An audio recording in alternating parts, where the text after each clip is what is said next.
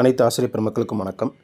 இந்த பதிவு எதை சார்ந்தது அப்படின்னா, கல்லூரிகளில் அரசு கல்லூரிகளில் இருக்கக்கூடிய உதவி பேராசிரியர் பணியிடங்களை அதிகப்படுத்தணும் அப்படின்னு நம்ம ஏன் புதிய முதல்வரிடம் ஒரு மனு கொடுக்கக்கூடாது?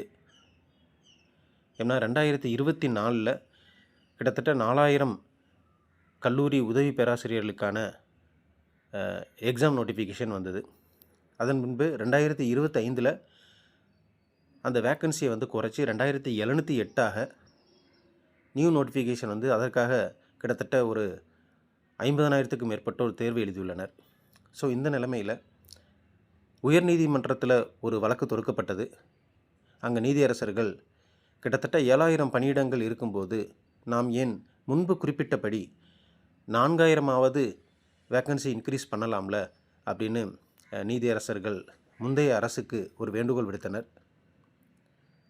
நம்ம இப்போ வந்த புதிய அரசிடம் அதை சுட்டிக்காட்டி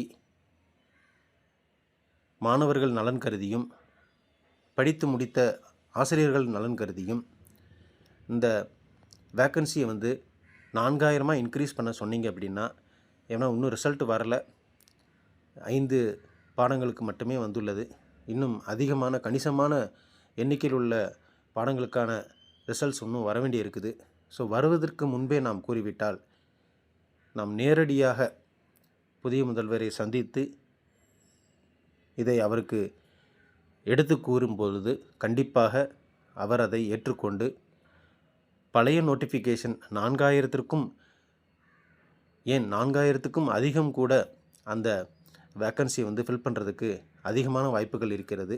ஆசிரியர்களே கவனித்து கொள்ளுங்கள்.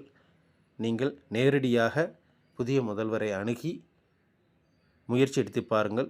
கண்டிப்பாக வெற்றி கிடைக்கும். அநேக ஆசிரியர் பெருமக்களுக்கு வேலை வாய்ப்பு கிடைக்கும். நன்றி.